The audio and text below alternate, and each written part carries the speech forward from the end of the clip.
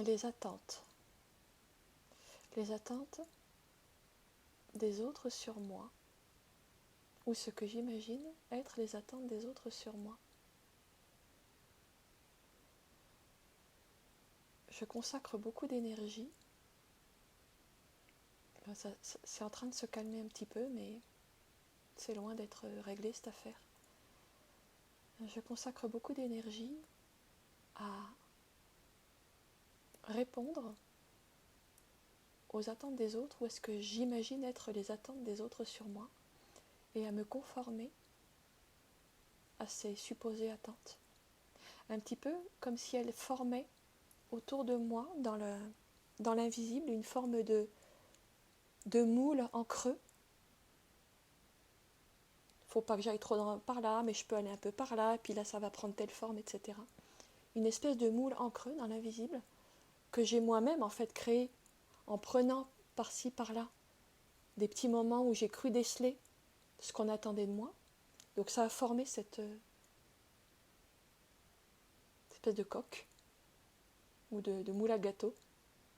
Et j'essaye de me couler dans ce truc-là, au mieux,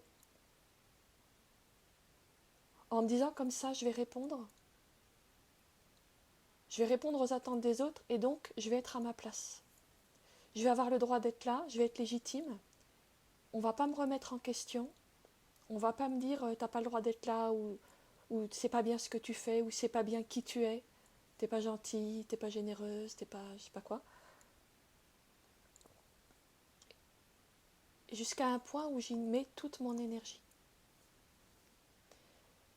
J'ai passé une bonne partie de ma vie, et une fois de plus, c'est pas fini cette histoire, bien que ça soit en train de se calmer très nettement, à essayer de répondre aux attentes de l'autre,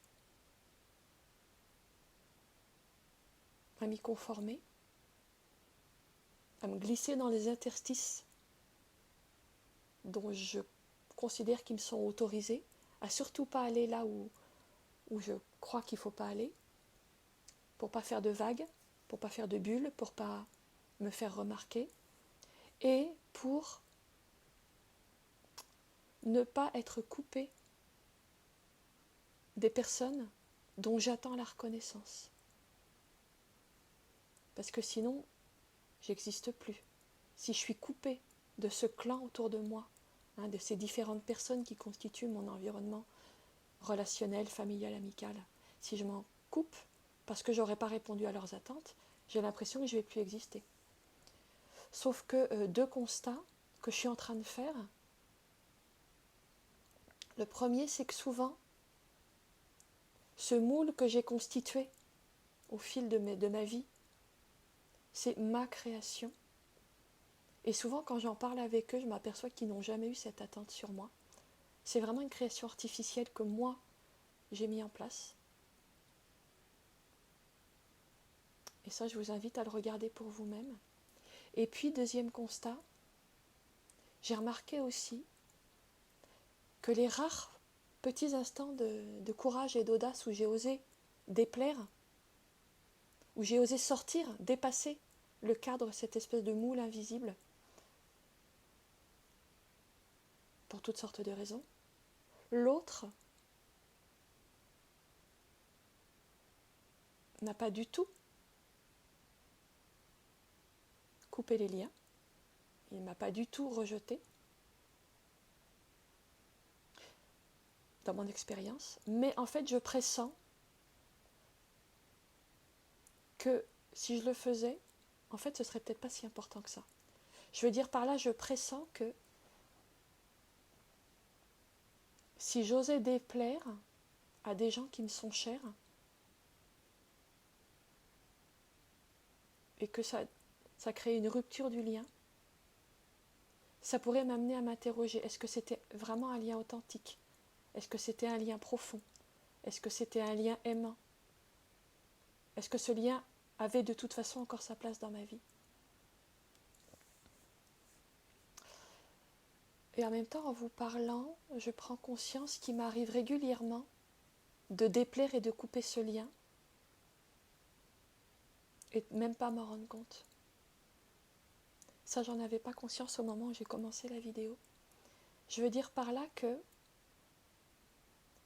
il se trouve que j'ai une chaîne vidéo, une chaîne YouTube où je fais des tarots. Puis les gens s'abonnent, se désabonnent. Et s'ils font comme moi, les moments où ils se désabonnent, c'est que ça ne les intéresse plus ou qu'ils ont été dérangés par des choses que je disais. En tout cas, moi, c'est comme ça que ça se passe dans mon propre processus d'abonnement-désabonnement.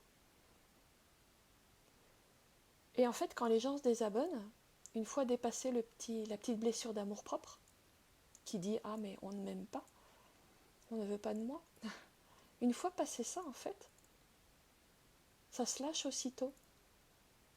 Je me dis « Ok, je vais dire, si cette personne se désabonne, c'est que on n'est pas en adéquation vibratoire, je peux le dire comme ça, donc elle va vers là où elle sera en adéquation vibratoire, et donc c'est juste. J'ai pas à vouloir garder dans mon environnement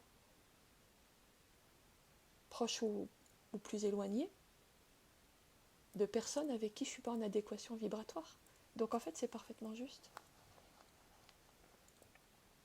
Alors en général, les personnes qui se désabonnent, je ne les connais pas, je ne sais pas qui c'est, et elles ne m'envoient pas des emails haineux pour me dire tu vaux rien, ou voilà, j'ai pas ça. Donc je suis très peu confrontée à la blessure d'amour-propre en réalité. Ce serait peut-être un peu plus violent, plus douloureux si c'était des personnes avec qui j'ai une interaction. Je connais leur nom, je connais leur visage, j'ai une histoire avec elles. Mais finalement, est-ce que ce serait plus grave? Je ne suis pas sûre. Là où je vais en venir, c'est que les attentes que les autres ont sur moi, ou plus exactement toute ma construction personnelle sur les attentes des autres sur moi,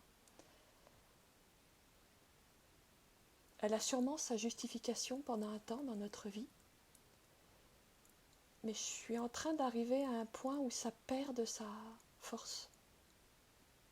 Je suis en train d'arriver à un point où c'est moins grave. Je ne suis pas libérée de tout ça, absolument pas.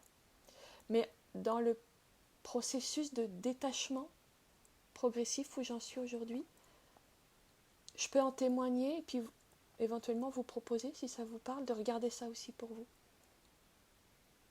Où est-ce que vous en êtes des attentes des autres sur vous? Dans quelle mesure vous les avez construites? Qu'est-ce qui se passerait si vous tentiez de vous en dissocier? Ou juste de les regarder. Hein. Il ne s'agit pas de tout casser à coups de massue en disant je vais tout détruire, cet échafaudage factice. De toute façon, ça se fait de soi-même, je crois. Comme beaucoup de choses, je crois que le cheminement spirituel, c'est des choses qui se font d'elles-mêmes quand on a créé les conditions. Donc voilà, ça peut être l'invitation du jour si ça vous parle.